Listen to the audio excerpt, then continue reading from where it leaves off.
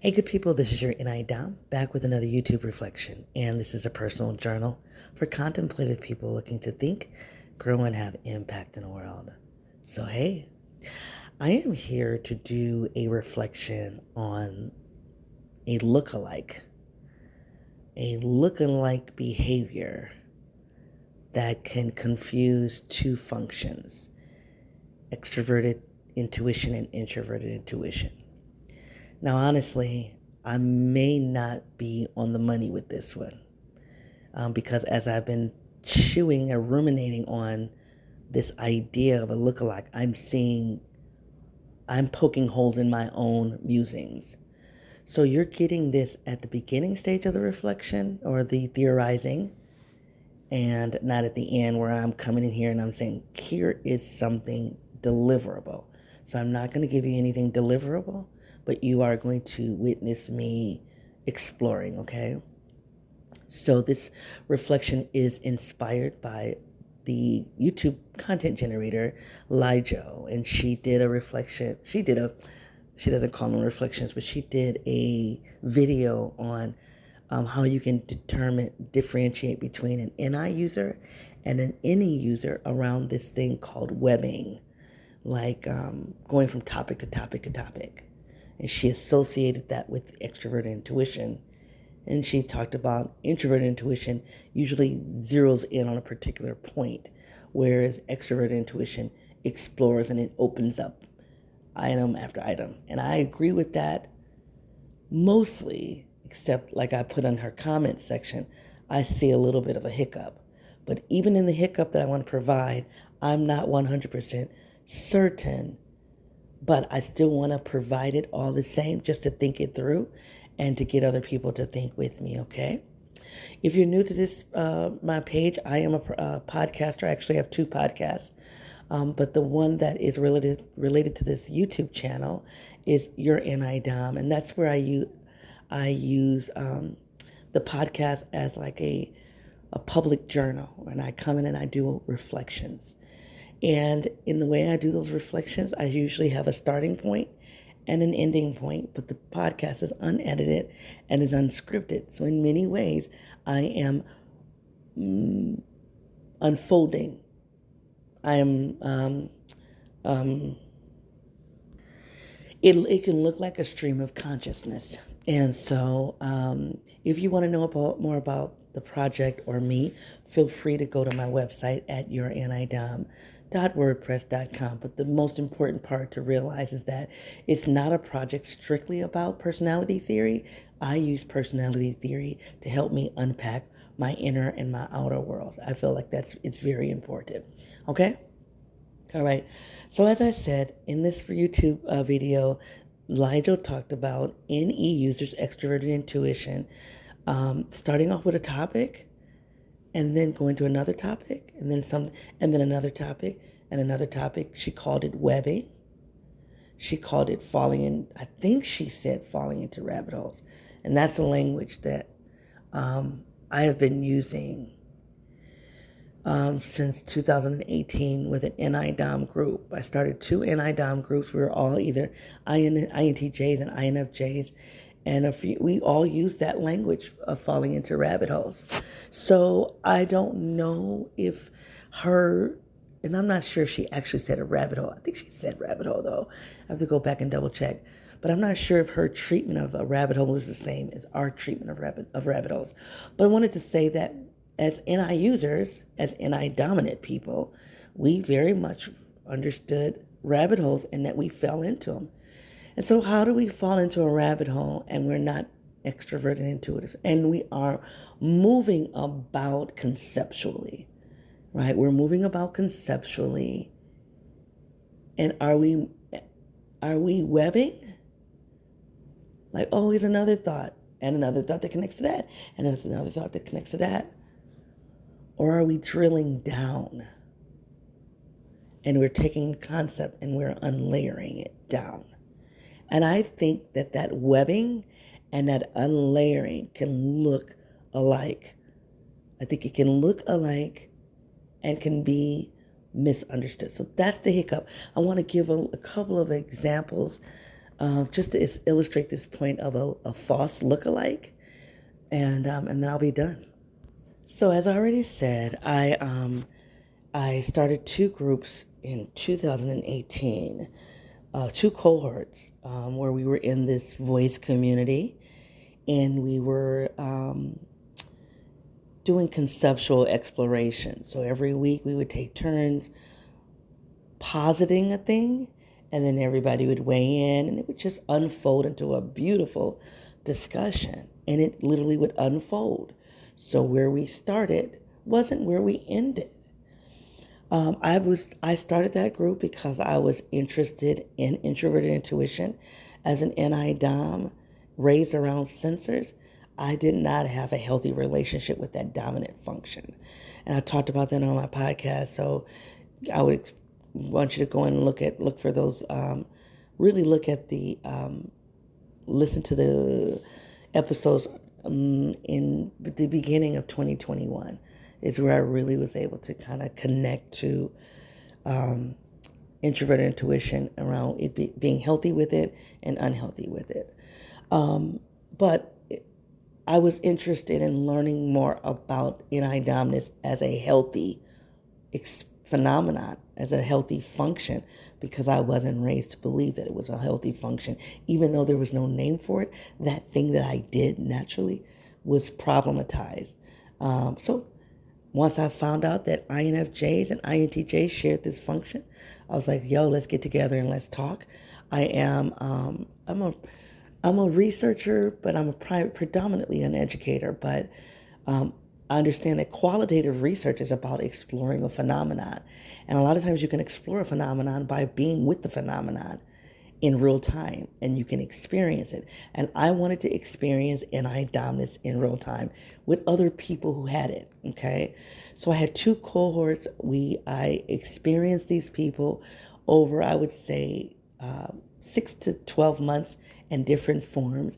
And I came to realize that there is a definite pattern of NI dominance, whether you are an INTJ or an INFJ. I mean, that was something I had to go through. Now, experts out there on YouTube, in the writing, on the internet, they will explain it to you far better than I can. In that I don't identify as an expert in the MBTI, I respect the fact that I'm still learning, although I've been learning, geeking out on the MBTI for about 20 years. So I feel fairly knowledgeable, but I don't bill myself as an expert. The other thing, and that experience was so affirming for me to, like I said, see the thing that I had been doing that the world around me had problematized, tried to pathologize, to see other people doing it. And to find likeness in that and comfort in that. And while we were doing this thing in a very similar way, there was a lot of what I would have said until I saw LiJo's video as webbing. But when I heard her talking about webbing as related to extroverted intuition, I questioned it. I'm like, is that the same thing? Are we conceptually moving about simply because we're excited about the possibilities? Or are we conceptually moving about because we're trying to drill down and get to the core or the essence of the thing? And truly, I believe we're trying to get to the essence of a thing. But without the time, if you zeroed in on a single conversation or at the start of that conversation, we might look the same. Intuitives, extroverted intuitives, and introverted intuitives. All right, so I started a podcast number 2, partly because we were in the middle of a pandemic. I was newly single, and I needed to talk. I remember reading a lot about introverts during the pandemic, and all of us have very scheduled and measured forms of extroversion that we do need. But when the pandemic happened and the world shut down, that strategic approach to extroversion we were cut off from that because we didn't have a lot of opportunities, a lot of access into extroversion. So our little scheduled points of extroversion was cut off, and it really impacted us in a way that we didn't expect. So anywho, I started a second podcast. And this is the perfect example. That project evolved to the point now where I'm not doing as much evolution in it. And when it evolved and I was trying to find the essence of the thing that I was trying to do in that podcast. In podcast number 1, I had researched, I studied, I developed, I strategized, all of that. In podcast number 2, it wasn't about it. It was about satisfying a need to do some extroversion. And I found an app, a platform, and I hit the record button.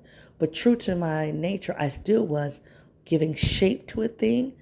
I was strategizing it, and I was trying to get to the essence of what it is that I really wanted to talk about, what it is that I really wanted to accomplish, except doing it in like a true INTJ form where we wait and we plan. I had enough confidence in my human capital. I read an article this morning that talked about human capital, degrees, experiences, talent, right?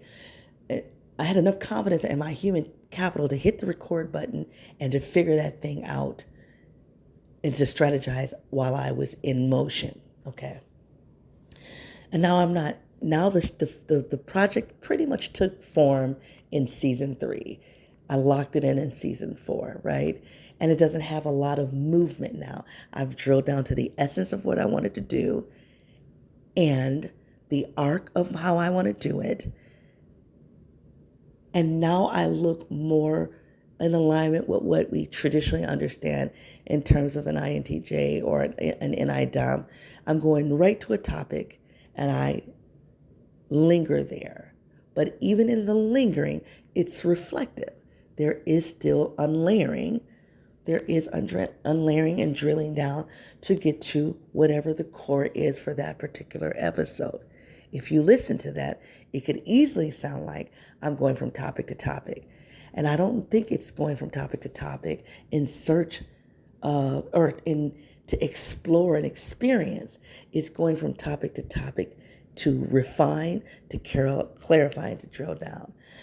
So I wanted to just say that, and I want to close with this. I want to close with another illustration. Also, at the end of season 4, that was back in June of 2022, just recently, I started talking about spirituality and faith more. And since I've been on a break over the month, I've really been exploring what spirituality, religion, what it means to me, and what I would call sacred text. So when I would read from the Bible, I would say this is the sacred text of Christians, right? Like the Torah is the sacred text of Jewish individuals. So I'm saying in the sacred text of Christians, which is the Bible, there is a book, there's a scripture in Matthew 13, or a parable, where Jesus talks about wheat and tares. And I've talked about wheat and tares before in the podcast. They look alike when they are starting off in the ground.